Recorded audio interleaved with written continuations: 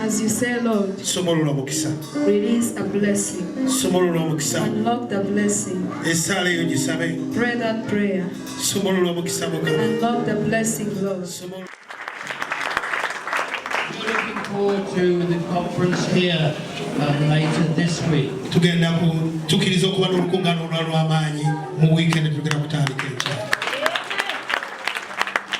I did not expect to be here this morning. We traveled a long way last night. And then we drove a lot further today so we could be here with you.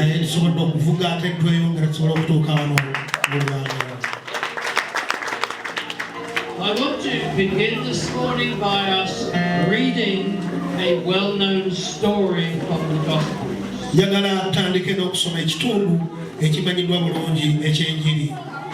I need someone to read from the book of Matthew, chapter 14, and verses 22 to 33. Walking on water. That sounds really good. That could be useful if you were applying for a job, perhaps. Or if you wanted a position somewhere else. You could say, I walked on water.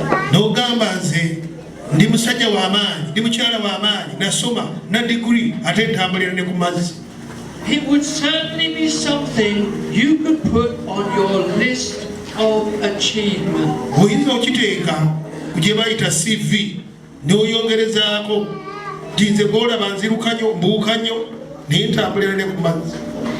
It is something that people would remember about you.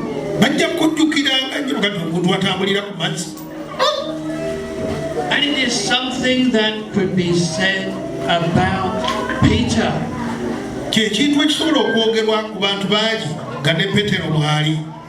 He walked on water.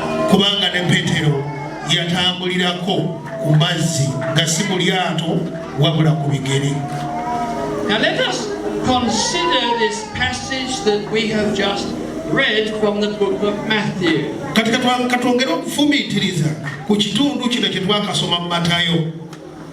In the Gospels of Mark and John, it tells us about Jesus walking on water.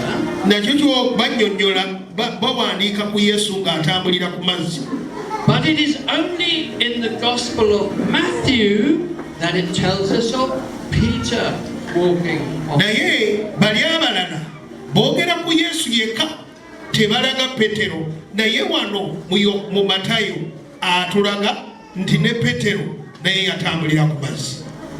Now Jesus had just fed the 5,000.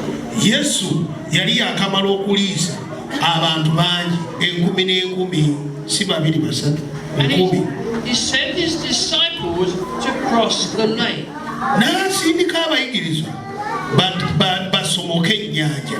And he went up a mountain to pray. Bano basoboke ennyanja bamukulembere n'agamba nze nja kujja oluvannyuma kansooke ngende ku lusozi nsabe. Now the lake is about 13 miles long. Ennyanja eyo yali nnene nga bw'ogitandika ogisaabala erimu kilomita 13. It is about 8 miles across at its widest point. Kati yalimu mailo nga 8 naye nga kilomita zo nziri 13. Known for the storms that would suddenly come.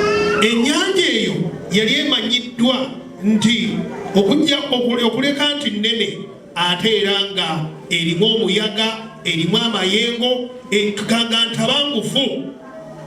When John tells the story, he says they were going to Capernaum.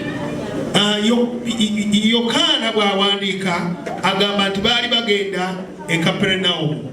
Now the place where they started is not actually known. Ne bwe baatandikira okusaabala tewamanyiddwa eryato we lyatandikira. It has been described as a solitary place. Okujjako batugamba nti kyali kifo ekyekusifu ekitaalimu bantu nga njazi oba ddungu gye baatandikira okuseeyeeya. It has also been described as a remote place. Abalala bagamba nti kyali kifo ekyeyo ekitaliimu kantu konna. But wherever it was they started, it turned out into quite a journey. Naye oba baatandikirawa oba wa naye kye tulaba nti olugendo lwatuuka ne lubatabukako. They probably set off in the early evening. Giyinza okuba nga baatandika okuseeyeeya ku nnyanja kuno mu budde obw'akawungeezi. And Matthew says that Jesus came to them shortly before dawn. Awo nno Bayibuli egamba nti Yesu yajja okubatuukako nga budde ng'ate bunaatera okukya.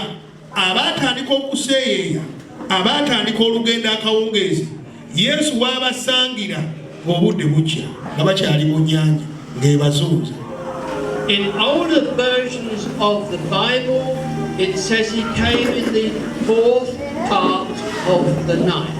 Mu Bayibuli enkadde ezasooka okuwandiikibwa bawandiika nga bagamba nti yajja mu kisisiimuko ekyokuna obudde nga busaasaana. Abaatandika okugenda okawungeezi.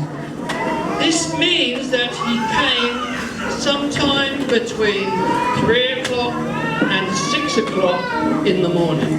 Ekyo kiba kitegeeza ekisimuko ekyokuna kyekyo ekiva ku ssaawa 9 n'essaawa 12 ez'okumakya kyekisimuko ekyokumakya ekisembayo mu budde obw'ekiro. That is a long time after the disciples had set off. Kaakati no bannange ekyo kikulaga nti obudde bwe baamala mu nnyanja ate ng'olugendo olutono lwa kilomita 13 bwali budde buwanvu nnyo kwenkana ekiro kiramba kyonna baakimala mu nnyanja. Journey to take a few hours. Bayinza okuba nga baali batandika okuseeyeeya baalabika nti baalowooza olugendo lugenda kumala obudde butono dakika budakiika nga tusomose kubanga yabagamba mugende genda basanga kamala okugenda mu lusozi nsabe.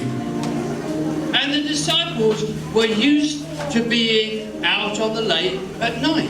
Kagamba abayigiriza bano kubanga mulimu wa Petero abaali abavubi baali basajja bannyanja nga bamanyiira ebyokuvuga amaato tebalina kye beeraliikirira ku nnyanja bagitegeera bulungi. But this was not good.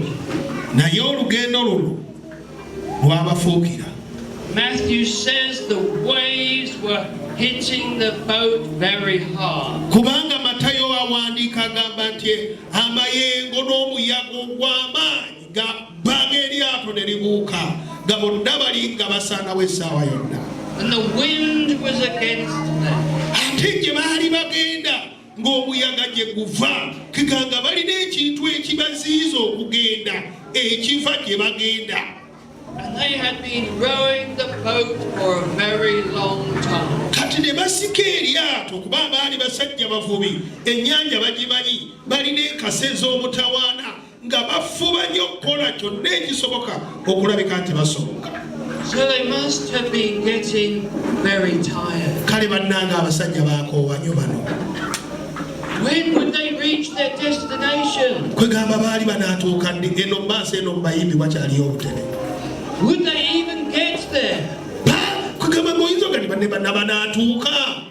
Would the wind get stronger? Omuyaga bweyongeza maanyi. Would the waves get higher? Amayengo gafuuse ensozi omanyi mu nnyanja ennyanja bw'etabuka egenda n'ekola ejjengo eriringa olusozi. would the water come into the boat and sink it? Kubanga enjengo bwelyabeeranga ppanvu nga n'amazzi gajjula mu lyato bwe baali nga bayinza okugwayo wansi. But there they are in this difficult situation. Embeera n'ebatabukako. And then a figure appears. Bwe baali nga bali eyo bali mu kufaafaagana bafuba okugenda tebagenda mayengo gabakupa agalinga ensozi base n'amazzi tegagwamu mu lyato nga beetoolodde ekiro kiramba bagenda okulaba nga waliwo omuntu ajja atambula ate nga amayengo agabatiisizza ye gaatambulirako nga bwajja gye bali. It is the figure of a person walking on the water. Bagenda okulaba omusajja veeri atambula simaati tafaayo amayengo yagayita mu buyisi atambula tajja gye bali.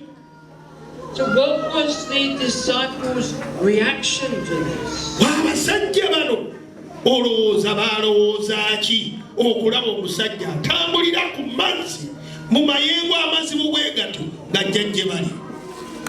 That is impossible. Tekisoboka, tekibangawo.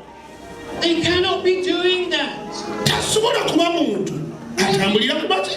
What is this? Muntu wandaba kyo. It must be a ghost. Guteeka okuba omusambwa. Misambwa gya kuno tugimanya ogw'omusambwa gwennyini. And then a voice rings out. Kati baba bakyamanyi nti omusambwa gwe bamazeewo eddoboozi ne liva mu muntu gwe balowooza nti musambwa. It is I. N'abagamba temutya yenze. Do not be afraid. Temutya. They're tired. Bakooye. They're frightened. Baatidde dda. They've seen a figure that they think is a ghost. Obwedda babonaabona n'amayengo ate n'omusambwa nagwo guzze. And now they hear this voice. Ne bagenda okuwulira eddoboozi erigamba. What thoughts went through their mind? Bagenda okuwulira eddoboozi erigamba nti temutya yenze. Mulowooza balowooza ki mu kaseera ako? Maybe some of them think, oh, yes, this must be Jesus. Oyinza okugamba nti abamu balayika baaga nti oyo olabika mukama waffe azze tutaasa. And then others might think, could this be Jesus? Abalala bagamba naye olowooza asobola okuba Yesu oyo. And maybe others would say, oh, I don't know. Bagamba nti omusambwa gumanyi okukyusa amaloboozi kati gwefudde mukama waffe gwagala tusaanyaawo. But there's something not right about this. Naye nga ddala balaba embeera eyongedde okuba nga ebakaayidde. And if they had thought it was Jesus, gwolowooza singa balowooza nti Yesu yennyini mwennyini yazze, their next thought would be, ekirowoozo ekyalizeeko kyalibadde, oh, come and get in the boat, Jesus. baaligambye Yesu yanguwa ojje mu lyato. Because then we will be okay. Kubanga bonna oyingira mu lyato tugenda kutereera. But Peter acted differently. Naye Petero yali musajja yeeyisa bulala. I think he was fairly certain that it was Jesus. Kirabika ye yayanga okimanyi nti ono Yesu. He thinks, I am seeing the impossible. N'agamba naye bw'abanga Yesu kino kyakoze ate nga kisusse. I'm seeing Jesus walking on water. Yesu waffe atambulira ku nnyanja ku mazzi. And then he thinks, what if? N'agamba kati bw'abanga could I do that? Gatambulidde ku mazzi nange nsobola okugatambulirako. So he says, if it is you, Lord, n'agamba bw'abanga ye ggwe nga bw'ogambye, tell me to come to you on the water. Ndagira nange nve mu lyato ngatambulireko nga naawe bw'ogatambulirako. And Jesus says, come. Yesu n'agamba ate olowooza kigaana jangu. And it says that Peter got out of the boat and he walked towards Jesus. Matu Bayibuli egamba nti Petero n'asimbula kigere kimu bibiri n'ava mu lyato n'atandika naye okugatambulirako. And you can imagine Peter getting one leg over the side of the boat. Kuba akafaananyi nga Peetero ajjayo okugulu okumu akulinnye nga tagenda kulinnya ku lubaawo naye ng'agenda kulinnya ku mazzi. And then he gets the other leg over the side of the boat. Ate ajjeyo n'okulala kakati abeere ng'aweddeyo eri ajje ku mazzi gennyini. And he looks at Jesus. N'atunuulira Yesu. And he walks on the water. Awo n'agamba bino ebintu bikola n'atambulira ku mazzi. That is amazing. Ekyo bannange kyali kyamagero ky'amaanyi. It was impossible. Kyali tekibangawo. But he was doing it. Naye kati akikoze. And then it says he saw the wind. Naye bwe yali ng'agatambulirako Bayibuli kati n'alaba omuyaga. Already he saw the effect of the wind. Omuyaga jjukira tebagulaba, empewo tebagiraba naye olaba bye gukola. Kirabika yalaba ejjengo erimusinza obuwanvu ng'ali mu jjira ligenda mu bookutu.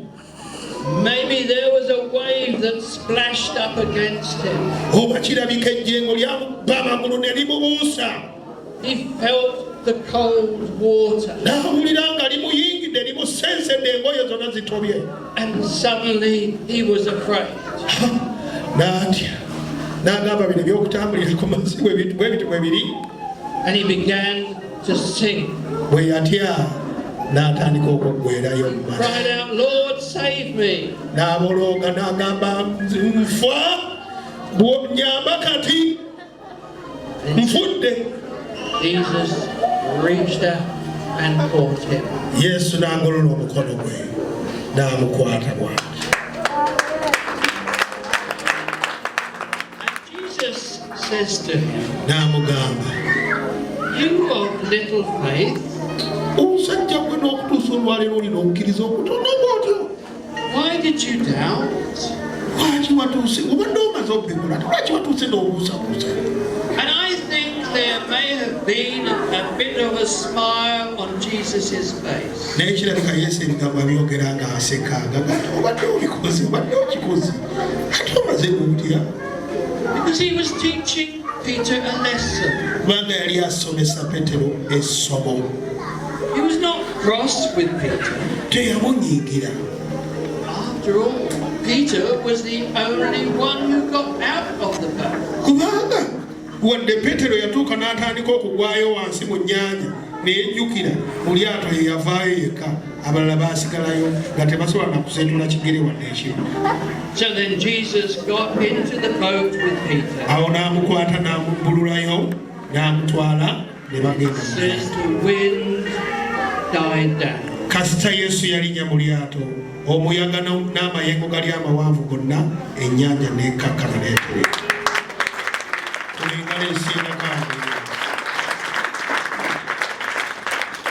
And the disciples worshipped Jesus. Abayigiriza ne basinza Yesu. He said, truly, you are the Son of God. Ne bagamba bannange oli mwana wa Katonda. Now Peter had reacted differently to the other disciples. Peetero ono mu mbeera eno yakola ekintu ekyenjawulo. They understandably had stayed in the boat. Kubanga bo beesigalira mu lyato nga batidde ali agendayo atambule bibyo. But it seems like Peter saw an opportunity. Naye Peetero yalaba omukisa. An opportunity to do the impossible. Omukisa gw'okukolayo ekintu ekitakoleka ekitali kya bulijjo. Nobody else had ever walked on water. Kubanga tekibangayo omuntu okutambulira ku mazzi. There was just Jesus. Yesu yekka ye yakikola. Was doing it right now. Ye yali atandise okikola kati awo. Have you ever walked on water?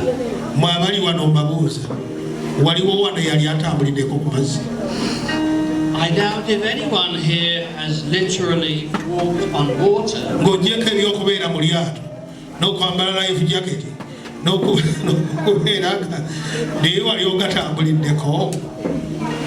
But have you done something that felt like walking on water? It may have seemed impossible to you.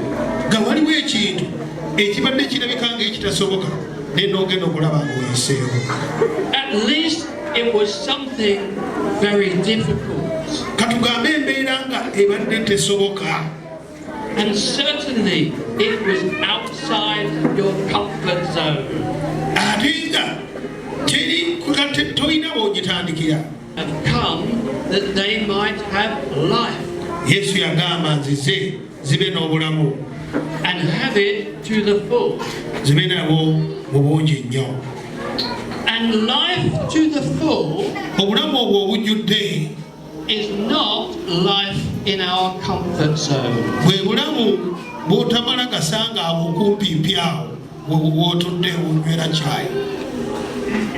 I grew up in the Methodist Church. I became a local preacher in the Methodist Church. Then in 1985, my wife and I moved to live in Weybridge. The day after we had moved into our new house, the Methodist minister came to visit us.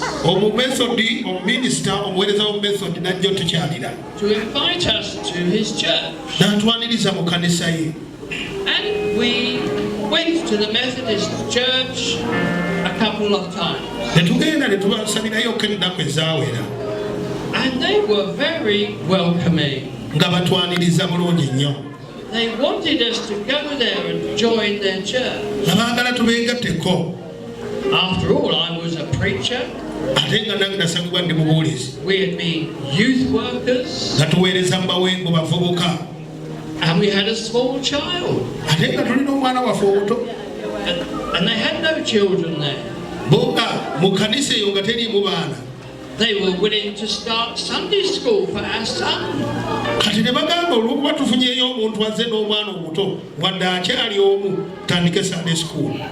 But he was only 1 year old. Now if we had gone to the Methodist church, that would have been in our comfort zone.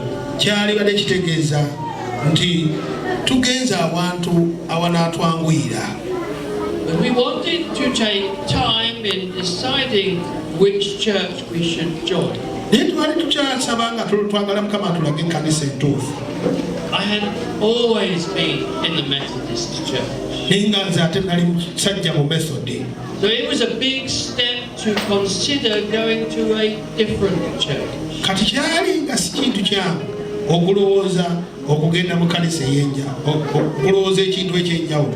But we wanted to go wherever God wanted us to be.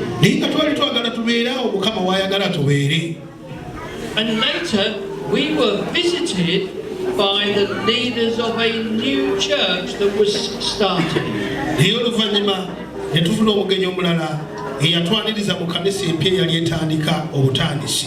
And we asked them lots of questions. What did they believe? What were they planning to do? And after they had left, this is what we felt God say to us. You can go to the Methodist church and it will be comfortable.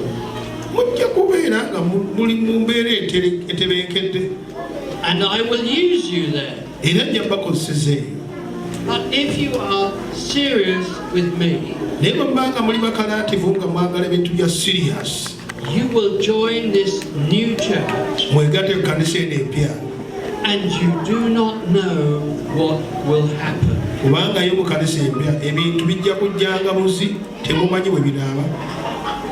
And we knew we had to be serious with God.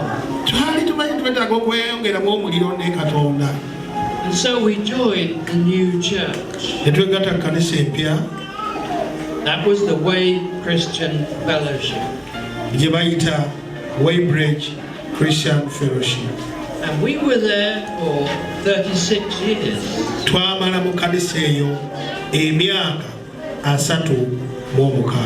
We had not done that, I would not be here today.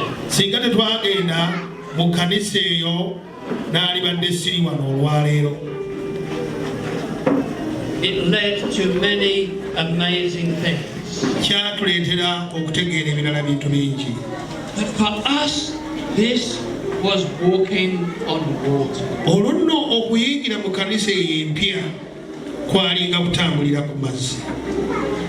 Jesus wants all of us to live life to the full.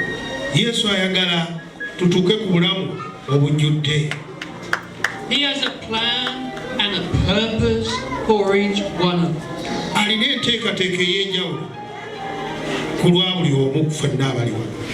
But if we are to fulfill that plan, it will probably involve some walking on water.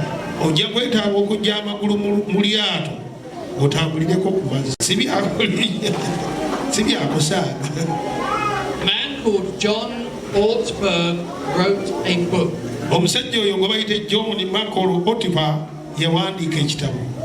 And he said, if you want to walk on water,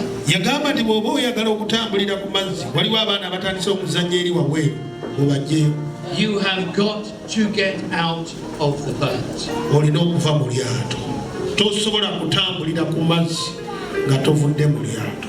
If you want to walk on water, you have got to get out of the boat. And that is what Peter did. It is what the other disciples did not do. Peter got out of the boat. And clearly that involved risk.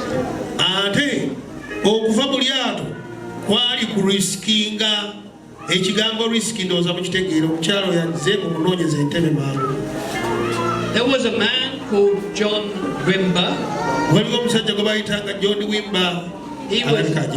He was a founding leader of the Vineyard churches.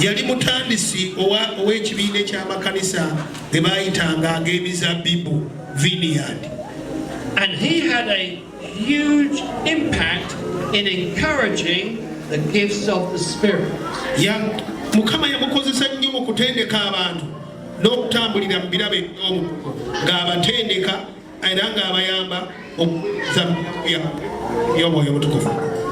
And he had said something that goes like this: exercising faith means taking a risk.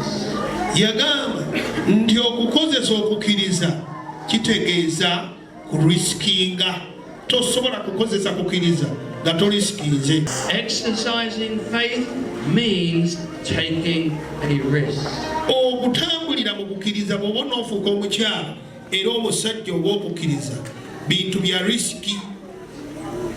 Peter may have been you of little faith, but he did have faith. And he took a risk.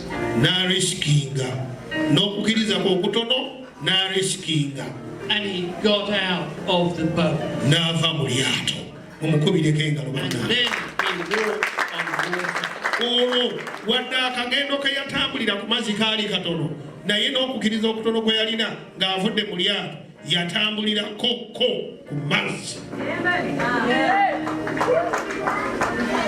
This morning I was talking with Ben about my first mission trip.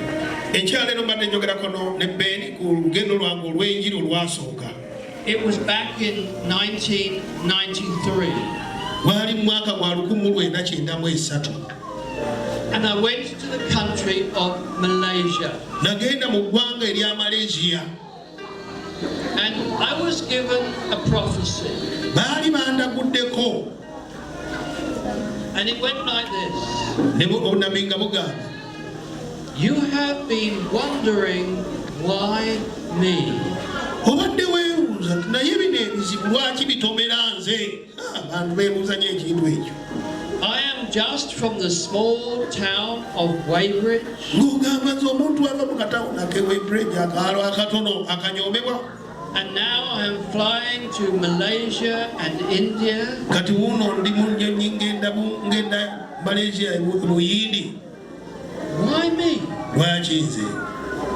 Apart from the fact that you have the time Newankubadde obudde obulina and that you are available, era weewaddeyo okukozesebwa Mukama, God says, Katonda agamba, I have seen your faithfulness and your availability. ndabye obwesigwa bwo n'okwewaayo okubeerawo. I am going to use you more than you would think possible. Ngenda kukozesa nnyo okusinga bw'olowooza. So for me, exercising faith meant taking a risk. Kati nze okukozesa okukkiriza kwange nalaba nga kitegeeza kurisikinga. Going on that first mission trip was definitely taking a risk. Bwe nali ngenda ku lugendo lwange olw'okubuulira enjiri olwasooka e Malaysia, natambulira mu risiki. It was definitely getting out of the boat. Nali nva mu lyato.